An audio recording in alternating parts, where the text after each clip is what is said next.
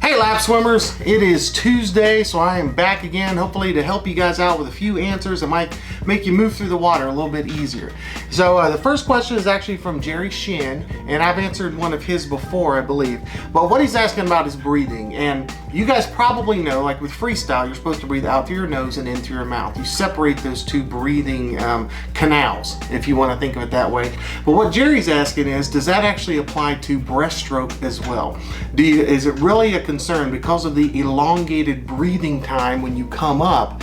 Do you have to breathe out through your nose and in through your mouth, separate those two, because you actually have enough time to breathe out and in through your mouth if you need to?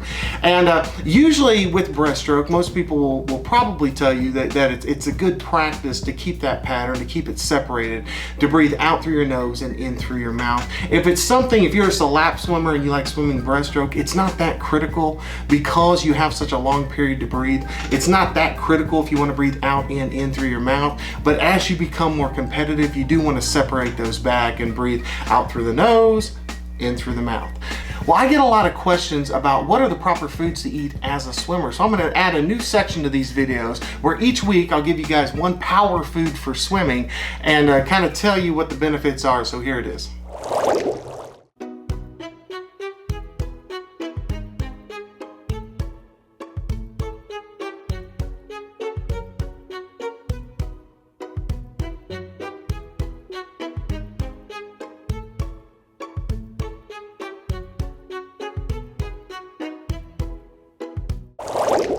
All right, guys, we're back, and the second question is from Weedle Smith, and that's an awesome name, by the way. But Weedle is actually having a little bit of trouble with his hips sinking periodically as he's learning how to swim.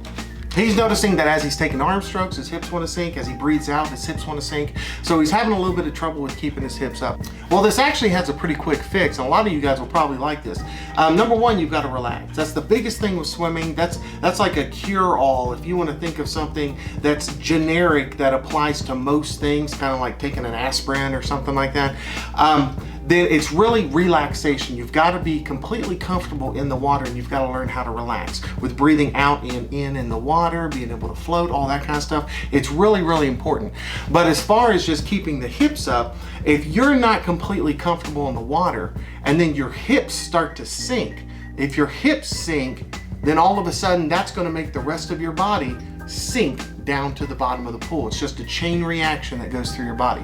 So if you're a little bit uncomfortable or you have a little bit of anxiety around the water and you got those hips that start to sink, everything's going to go through the roof. It's going to make everything get amplified as far as the anxiety and stress and everything like that. So relaxation is number one. But if you're on your stomach, if you're on your front, and here's a little trick to keeping yourself balanced a little bit in the water, is that your sternum, your breastbone right here, that runs right up the middle, if you are on your front and you press it down just a little bit, you give it a little bit of a press, this motion right here, pressing your breastbone down towards the bottom of the pool, actually is a counterbalance, and it causes those hips to come up into place. So Weedle, I hope that helps you out. Number one, relaxation. Number two, try that chest bone, your breastbone, your sternum. Try pushing that down to the bottom of the pool just a little bit while you're swimming or in the front float position, and watch how that balances your hips back up into place. It's kind of cool. All right, guys, each week I'm going to give you guys a free workout. If you watch at the very beginning of this, it's going to have some colors and numbers. It'll tell you how to read it, but then after that, there's going to be a free workout. So if you want to pause it, write it down real quick, then feel free. But if you want to just purchase it, because there's going to be 30 of these for the next 30 weeks, I'm going to give you guys a free workout each week. If you want to just purchase it, then you can go to my Fiverr account and just buy it outright. All right, guys, hope you enjoy.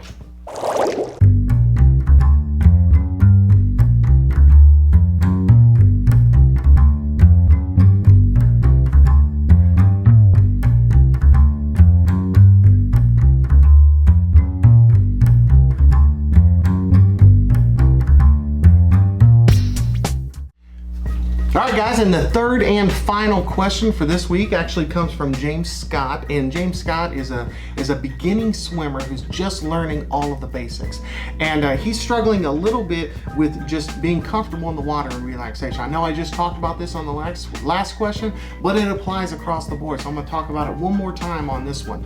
All right, one of the big things that beginning swimmers struggle with is that you go to the pool, you can just say you go to the rec center, you go to the YMCA, you go to the community pool, anything like that, and you see all these people and they're just swimming laps. But there are certain things that are just in place with these effortless swimmers that just seem to go and they never seem to take a break. They've gotten certain things in place that they conquered a long time ago. If somebody looks like they've been swimming for 10 years, they've probably been swimming for 10 years. Number one, you got to be comfortable. You got to be relaxed in the water. You got to be comfortable, and there's a way to check that. Go underwater. Drop yourself underwater and see if you can release all of your air underwater without having any kind of anxiety or stress or anything like that. So go down in the shallow end, sit on the bottom of the pool, let out all of the air in your lungs, and just see if you can sit there completely relaxed. Once you get that down, the next thing you need to do is actually learn how to float by keeping a wide body. Remember, this isn't about speed right now, you're just becoming comfortable. So keep your shoulders wide, you can separate your legs a little bit in the water, give yourself airplane arms if you want to. Just make yourself wide so you can feel comfortable and floating and semi-balanced in the water. Once you get the back float down, which is what most people like to start with, is the back float, learn to have a front float as well. And with the front float, obviously you're gonna have to go on one breath until you run out of air and it's time to take a breath.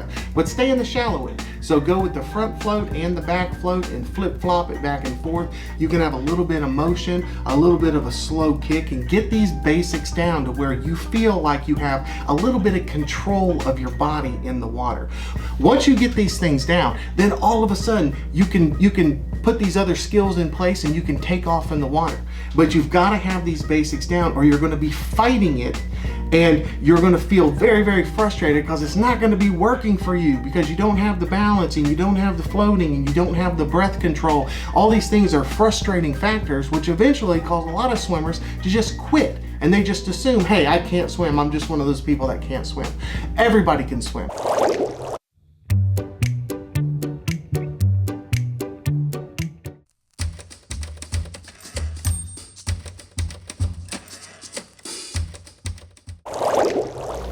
All right, guys, that's it for this week. I hope that helped you guys out. Don't forget to ask some questions. You can ask them on my videos. I'll do my best to write you out a response. And then every week, I've dropped it down to about 3 a week so I can add these other sections onto the video and it doesn't get too long.